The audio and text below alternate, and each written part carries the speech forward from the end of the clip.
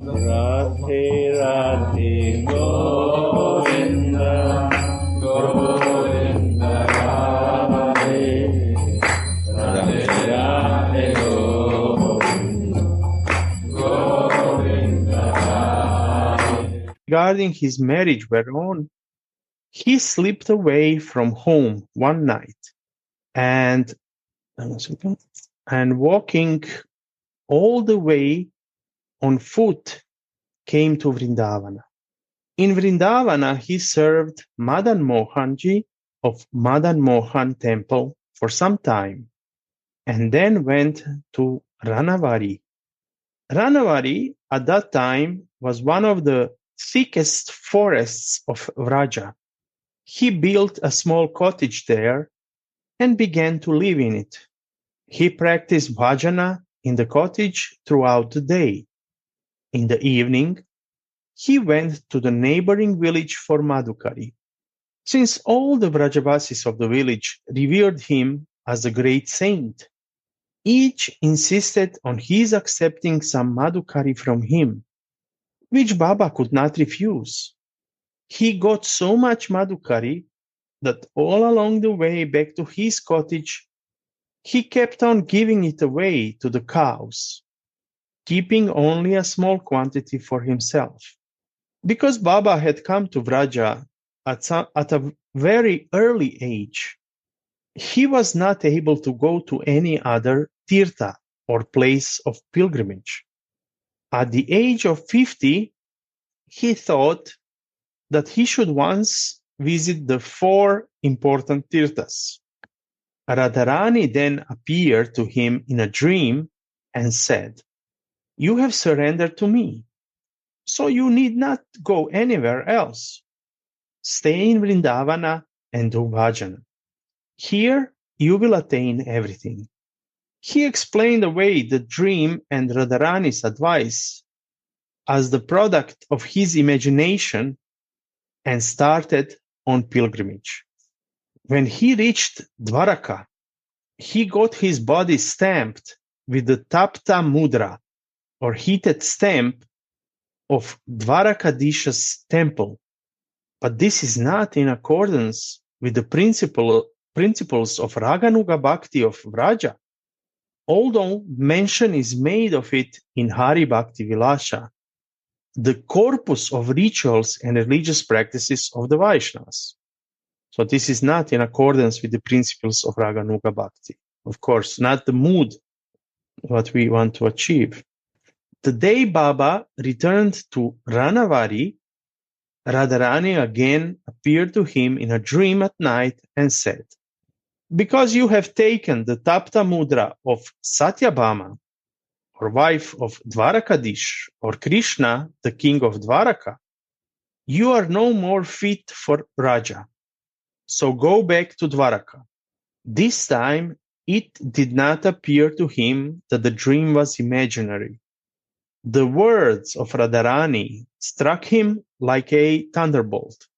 He did not know what to do. He went to Siddha Krishnadas Baba of Govardhan for advice. One second, I'm now confused. Who was who? Now, just 1 second, I need to little go back. Okay. Actually, it's all time talking about him. So he went to another Krishnadas Baba of Govardhan for advice. As soon as Krishnadas Baba saw him, he gave him a warm embrace and said, "Where have you been all these days?" Okay, now I understand. One is Krishnadas Baba of Govardhan, and our main actor here is Sri Krishnadas. His name was Sri Krishnadas. So as soon as Krishnadas Baba saw him, he gave him a warm embrace and said, "Where have you been all these days?" Sri Krishnadas replied, "I have gone to Dwaraka. See, I have taken Tapta Mudra." "Oh, then from today you are so exalted that I cannot even touch you. You are the Sevika, female attendant of the most exalted queen of Dwaraka. while I am the Dasi, female servant of the cowherdess of Vraja, said Baba Krishnadas, sighing deeply and stepping a few steps back. There were at that time a number of other Siddha Mahatmas in Vraja. Sri Krishnadas Baba went to them and sought their advice. They replied, "You have to do as Radharani has ordered. How can we say anything against her injunction?" Sri Krishnadas Baba returned to Ranavari disappointed and broken-hearted. He gave up food and drink and confined himself to his cottage. The fire of repentance and separation, or viraha, from Radharani was continually burning in his heart. 3 months passed like this. And then the fire came out. That fire, what we were reading in the beginning. Within 3 days, it reached up to the throat. The 4th day, his entire body was reduced to ashes. After several days, came Baba's god brother, Sri Prem Das Babaji. He lay prostrate before the ashes of Baba in obeisance and said, "Dada, or brother, you did not take firewood from me. I am now giving it." He placed a log of wood near his ashes.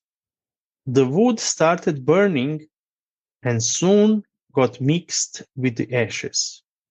Sri Krishnadas Baba left his body on Amavasya in the month of Pausa.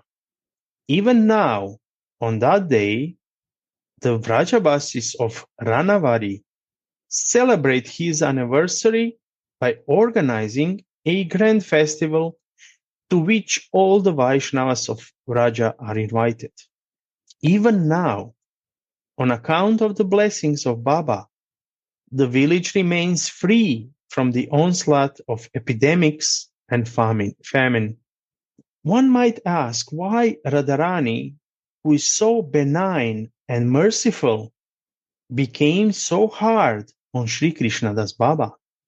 Why did she ask him to go and live in Dwaraka? Simply because he had taken the Tapta Mudra from the temple of Dwarakadish? The answer is that Sri Krishnadas Baba was sailing on 2 boats, Raganuga Bhakti, which is inseparably connected with Vraja, where Madhurya predominates to the extent of eclipsing Aishwarya altogether, and ritualistic Bhakti of Dwaraka, where Madhurya is mixed with Aishwarya. In Vraja, Krishna is a cowherd boy. The peacock feather he wears as his crown and his flute are both the emblems of Madhurya. In Dwarka, Krishna is the ruler or governor. The crown he wears and the weapons he wields are the emblems of Aishwarya. In Vraja Bhakti, Madhurya mixed with Aishwarya has no place. Radha is not satisfied with Bhakti in which Aishwarya has any role to play. She did not refrain from expressing her dissatisfaction even with Krishna on meeting him in Kurukshetra, where he appeared as a king with his entourage and not as cowherd with his flute. So this is from Chaitanya Charitamrita Madhya 1.72-73.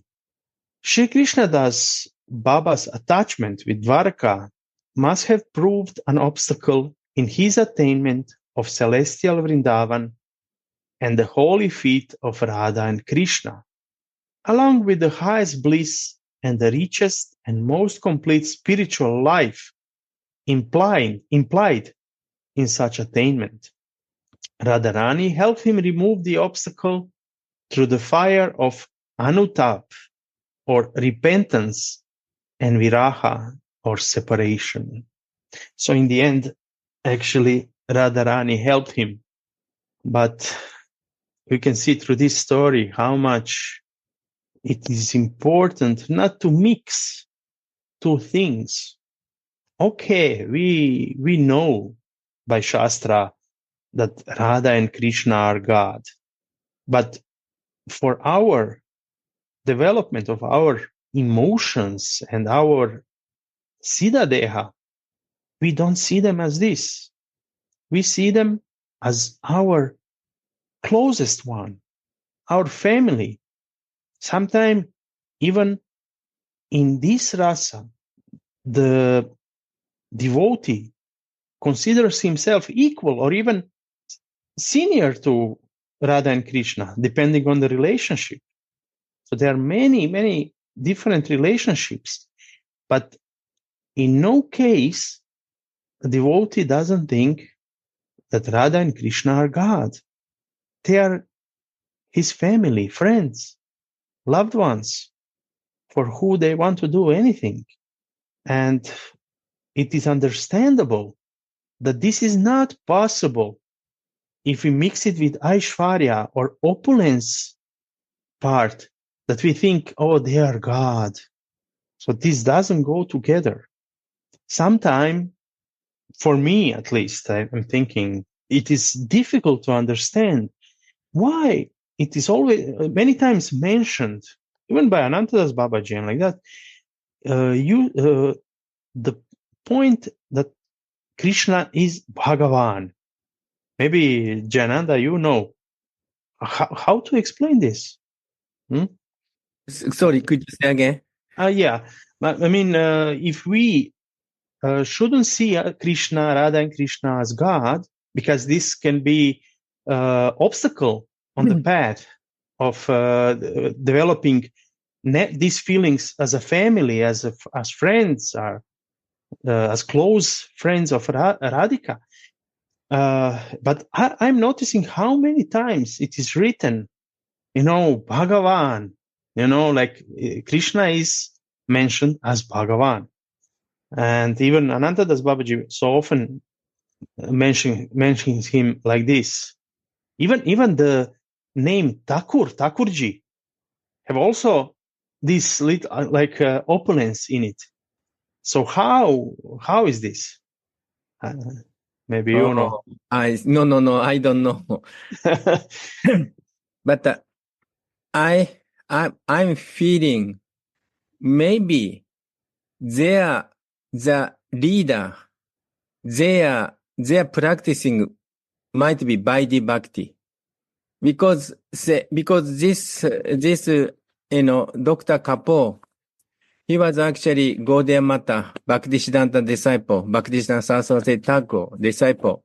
So most of Gaudiya Mata devotee, they are practicing, Vaidhi Bhakti or Vaidhi Bhakti mixing Raganuga Bhakti. So, or in this case, maybe some ISKCON devotee or maybe some foreign devotee may lead. And then at that time, also, if author does not discriminate, then ordinary devotee may think, okay, Krishna is just womanizer, just ordinary, man. That's maybe possibility also there. Because this Vrindavan Krishna or Vrindavan Radhika is actually very high stage, because they already know, but they forget, because due to sweetness, due to madhurya. So therefore, I'm feeling one is maybe leader might be practicing Vaidhi Bhakti, and also author does not want to commit to any offense to the leader. That might be possible. I don't know really, but I'm feeling like this. Yeah, because sometimes it's interesting. I mean, I read a few days an article from Vinod Baba about this, and he was saying that like in beginning, devotee should practice some aspects of Aishwarya, some aspects of Vaidhi, but after, when he develops emotion and deeper understanding, then naturally he will leave those aspects of Vaidhi. Like that. But he was saying some aspects, not everything. Yeah. My feeling like this, Prabhupada went to United States 1965 or maybe 66. And then Prabhupada realized, oh, this is the situation is too much unexpected, for even Prabhupada. So he cannot explain Raganuga directly. So he start, talking about many principles. Because when I was staying Vrindavan 10 years ago, I started living Vrindavan. Then I was realizing, when we are ISKCON time, there is 4 regulatory principles. But actually, for Raganuga Bhajan, there is no such principle. I was shocked. Because why? Because Indian people, especially Vraja, they don't need to say anything, this 4 regulated principle. Because they are naturally they are doing. Like Gurudev or Naren Maharaj or Prabhupada, they never eat meat. They, they never have illicit relationship. So this is completely, for us, this is kind of completely, different sanskara. So that's I felt when I stay in Vrindavan, I realized, oh my God, in Vraja or, really high stage, they don't say anything about the 4 regulated principles because this is natural.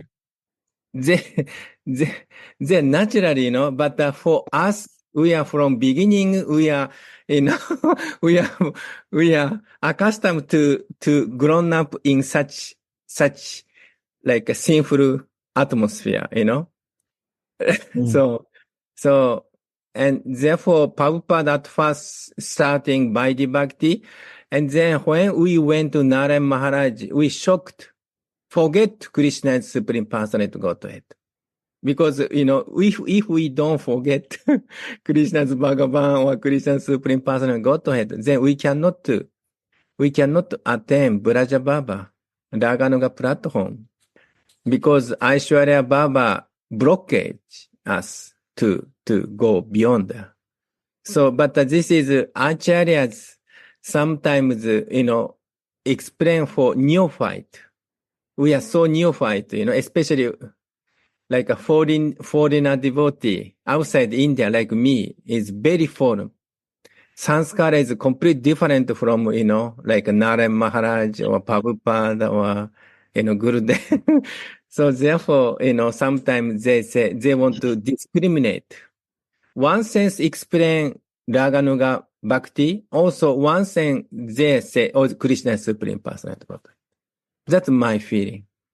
Yeah, Gurudev used to say, like also in Raganuga Bhakti, a devotee naturally comes to a stage where he rejects everything that is not favorable to his spiritual life. So this like different, like in Vaidhi Bhakti, it's how to say, you are forcing yourself, but in Raganuga, in one way, you are doing out of love or not doing out of love. So that's a little difference. Yes. Yeah. But we can see in this example that if we are mixing like Aishwarya and Vraja Bhakti, this can't go together. No. From this story. No. Yeah. So this pastime described, we cannot do both practice. We have to be one-pointed. Yeah. Yeah. I think I said this story, but one devotee from Croatia, he left his body already in 2007. But in 2006, he was in Radakund, and he had very strong fever. He was very sick, and Krishna Prem was his name. And he was very sick. And in this sickness, he had a dream where many avatars of Krishna appeared, and everyone was angry on him. And amongst them appeared Radharani, and she was calm. And he was totally afraid, seeing all these avatars so angry on him. But then he turned towards Radharani and asked, "What is happening? Why is this?" And Radhika told him, "You need to decide where you want to be, who do you want to worship. So now choose." And then he said, "I want you, Radhika." And then all of them disappeared. Just Radhika stayed. Wow. Yeah. And after that, he became better. He told me this when he came back to Croatia in 2006. And after that, he found out that he got cancer, and in 6 months he left his body. But he chose Radhika, so Radhika took care. Maybe special mercy upon. Yeah, we don't know who is around us.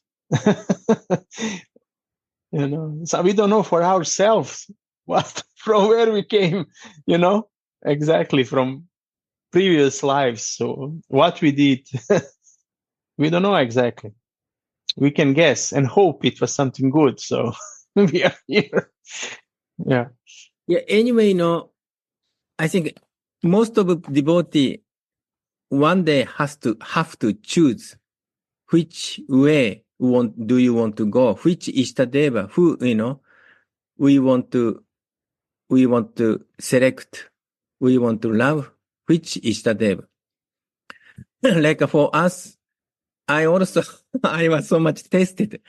You want to stay in the Vaidhi Bhakti? Okay, you can give nice position. You can, you can have nice position, temple president or GBC or whatever you like. But, I said, no, I want to go Raganuga. I want to have Radhika. And then, Radhika, okay, then you go this way. I think, all of, like most of you, especially long-term devotee experience, huh? So we also, one point we have to decide, do you want to be Gopi? Do you want to be Saki? Or do you want to be Manjari? Or do you want to be Mother? What do you like? Yeah, and all is good. All is good. If you're feeling you want to be this, and you are more inclined. Good. Everything good. But what do you want? Yeah. Even Mahaprabhu devotee, even Mahaprabhu devotee, also many kind of rasa is inside. Even Nita is devotee. Nityananda, some followers, some select Sakya rasa, some select Madhura rasa, or some select, like Manjari Baba, some select Gopi Baba, etc. like this. So this is all good. Yeah. All good. So nice. So, shall we continue with the next story? Sure. So the next story is about Sri Nityananda Das Babaji. Amongst the Siddha Mahatmas of Vrindavana, the personality of Siddha Nityananda Das Babaji, disciple of Siddha Krishna Das Baba of Govardhan, was unique. His Lila Smarana, or inner experience of the divine Lila, whether in the state of Jagarana or waking, Swapna, dreaming, or Sushupti or deep sleep, was continuous like a stream. In his waking state, it appeared as if he was asleep, because in waking, he controlled his bhava and remained mostly grave, motionless, and samadhishta, absorbed in deep meditation. When made to get up by his disciples for essential activities like bathing and eating, he got up like one who was in deep sleep. But in sleep, while experiencing lila, he laughed, wept, or talked as if he was awake. Because in sleep it was not possible for him to control bhava. Therefore, it was not possible to determine whether at any particular time he was asleep or awake. Under the circumstances, he was not easily available for conversation. Nevertheless, people who came to him to ask questions and get their doubts and difficulties removed did not go back disappointed. Their doubts were removed and difficulties solved merely by sitting close to him. The most prominent thing about him was his unparalleled humility. Even in his half-conscious state, when someone came to him, even if he were his own disciple, he would do dandavat or obeisance to him before the other did it. If anyone said anything in self-condemnation in his presence, he thought that he was indirectly extolling him, because for him there was no one in this world lower than himself, and he began to weep. Baba was a Siddha Mahatma, and the guru of Siddha Mahatmas like Pandit Ram Krishna Das and Gaur Kishore Shiromani. Even Krishna was under his subjugation on account of his bhakti. It may therefore appear that he only pretended to be humble or lowly, but there can be no question of pretense or feigned behavior in a Siddha person like him. The inner experience of a Siddha Mahatma actually makes him humblest of the humble. A small thing considers itself big so long as it does not come in contact of something bigger. The Siddha Purusha has the experience of something which is greater than the greatest in every respect. Not only that, he sees that greatest of the great in the smallest things of the world. So not only that, he sees that greatest of the great. He sees that greatest of the great in the smallest things of the world. Therefore, it is natural for him to regard even the smallest of all things as superior to him and adorable by him. Perchance, someone would say to Baba, "Your such and such disciple has been very much aggrieved because you performed dandavat to him. Was it proper for you to do so?" Then he would say in dismay, "Now, what should I do? Kindly advise. He is a Mahabhagavata, a great devotee. Krishna has kindly sent him to me. If my behavior makes him unhappy, I commit an offense against him. I shall not behave like this towards him again." But when that disciple came to him again, he would forget everything and again perform dandavat to him.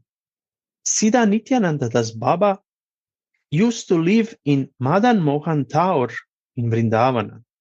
Prominent among his disciples were Sri Vraja Kishore Das Babaji, Sri Nisimha Das Ji, Sri Ram Krishna Pandit Babaji, Sri Gaur Kishore Shiromani Maharaj, and Sri Narottam Das Adhikari.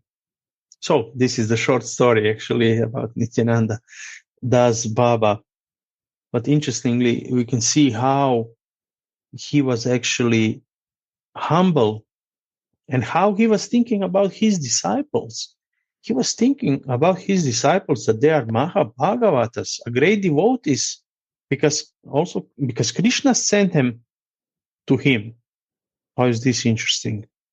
And he also understood that we are small in all this. There are so much bigger things than us, especially for realized devotees who understand about Radha and Krishna and everything.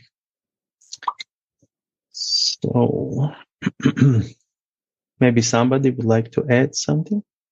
If nothing, then I can maybe continue with the next story about Sri Madhusudana Das Babaji. So this is the next person in our book, and somebody at Radhakund.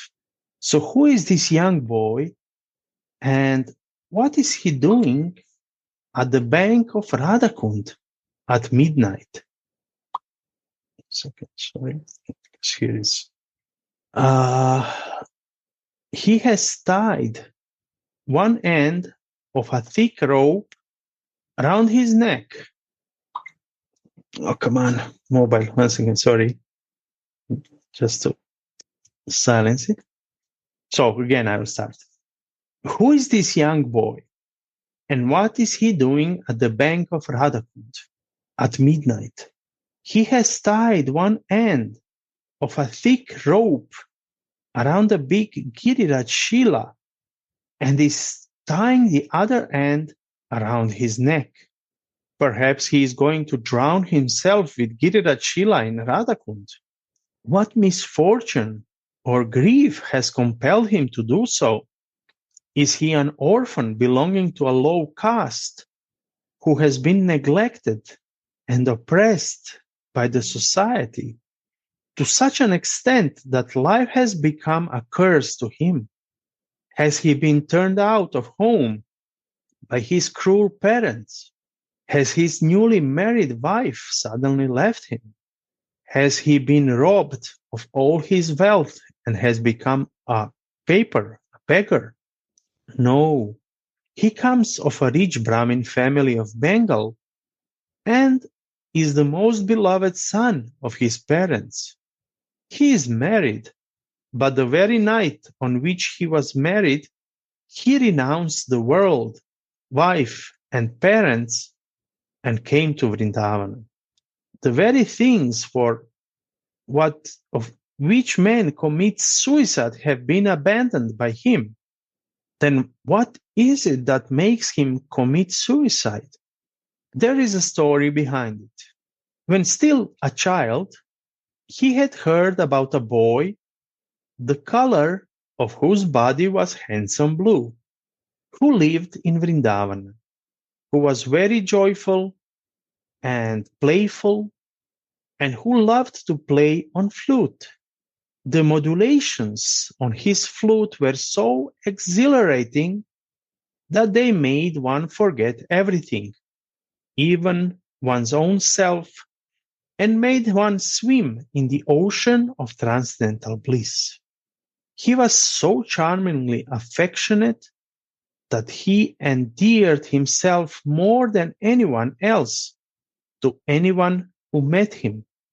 There was none who could equal him in power. He removed all wants of the person who loved him and protected him from all ills and calamities. Nothing was more enjoyable than his company. On attaining him, there was nothing else that remained to be attained. His name was Krishna. So since then, he always thought of Krishna and was often lost in the thought. Nothing in this world attracted him more than Krishna. He remained completely indifferent to the world. In order to shake off his indifference, his parents married him. After marriage, and before he was to meet his wife for the first time, he slipped away from home and came to Vrindavana.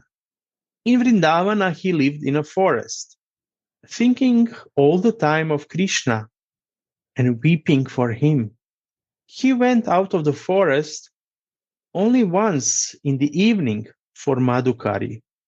But no amount of weeping and wailing was of any it was of any avail. Meeting with Krishna remained a far-off dream.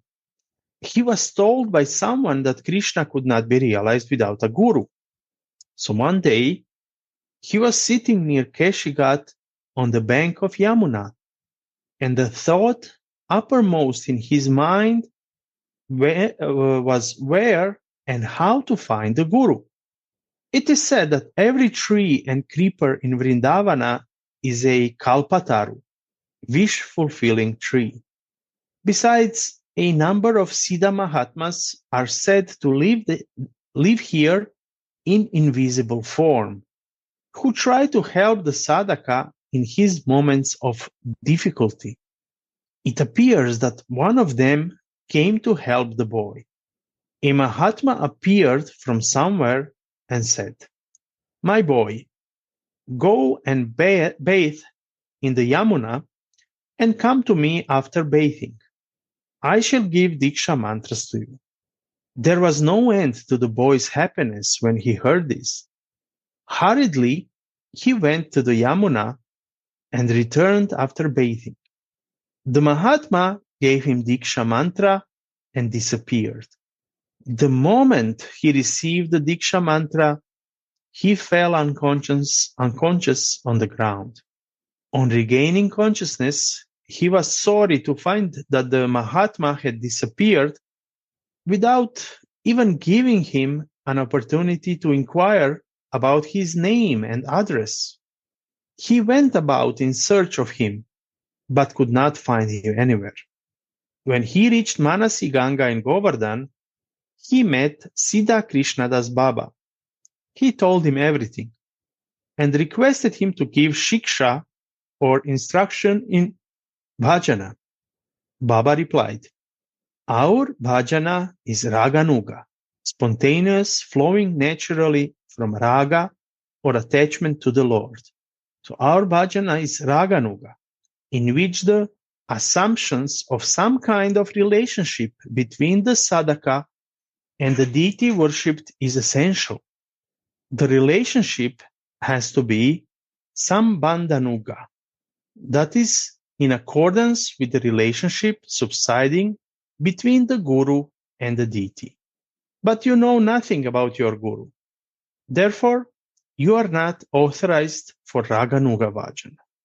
The boy burst into tears, for the road that led to Krishna was blocked for him. Baba advised him to go to Jai Krishnadas Baba and do as he advised. He went to Kamyavan and narrated the whole story to Jai Krishnadas Baba. He also said that he was not authorized for Raganuga Bhajana so long as he lacked knowledge of the Guru. But he advised that he should do Harinam and pray to Radharani and wait for her advice. But was it possible for him to wait? When he learned that he was not even qualified for the Bhajana, for which he had left home and everything, there was no end to his grief and disappointment. Life became meaningless and painful to him. How could he live such a life? So he decided to end it. He embraced Giridhari in the form of the Giriraj Shila and jumped into the deep waters of Radhakund. No one knows how long he remained in an unconscious state in the depth of Radhakund.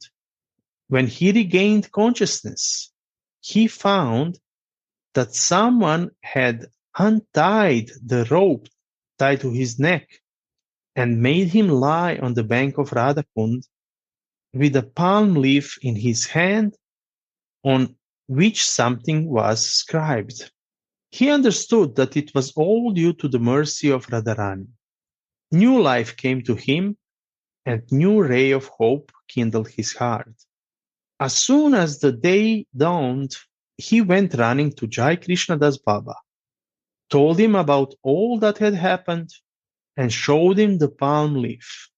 Baba said, Radharani has been specially kind to you, but what is written on the palm leaf is not very clear. For Raganuga Bhajana, Radharani's clear command is necessary. You go and call again at her door. She will certainly respond. He went to Radhakund and began to call and cry for Radharani.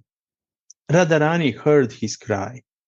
She appeared before him and said, You go and do bhajana in Suryakund, where you will get the desired Raganuga Seva. Do not give or disclose the mantra you have received on the palm leaf to anyone. Since then, he began to do bhajana in Suryakund. People began to call him Madhusudana Das Baba. Perhaps the name was given to him by his guru. One day, Radharani appeared before Madhusudana Das Baba in a dream and said, Near the place where you bathe in Suryakund is a Shila in water deep up to the throat. On that Shila, I and my two Sakis had placed our Keyura, an ornament worn on the upper part of the arm, and Angada, arm plate, on it before bathing. The Shila melted by their touch, and their imprints were left on it. You take that Shila out and worship it. Madhusudana Das Babaji entered the Kunda, and the Shila was easily discovered. When he began to take it out, it seemed to be as light as a flower, although it must have weighed about 80 or 100 kilograms. He could easily take it out and put it on the bank. Since then, Madhusudana Das Baba became famous and began to be called Siddha Madhusudana Das Baba. Okay. Actually, now it's already 1 o'clock.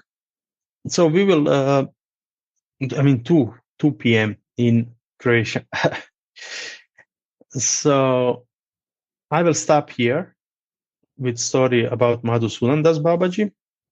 Next time, we will continue with the story and we will see what will happen. So thank you all for attending. I don't know, will there be now Italian Sangha? Probably. So thank you. Take care. Radhe Radhe. Radhe Radhe.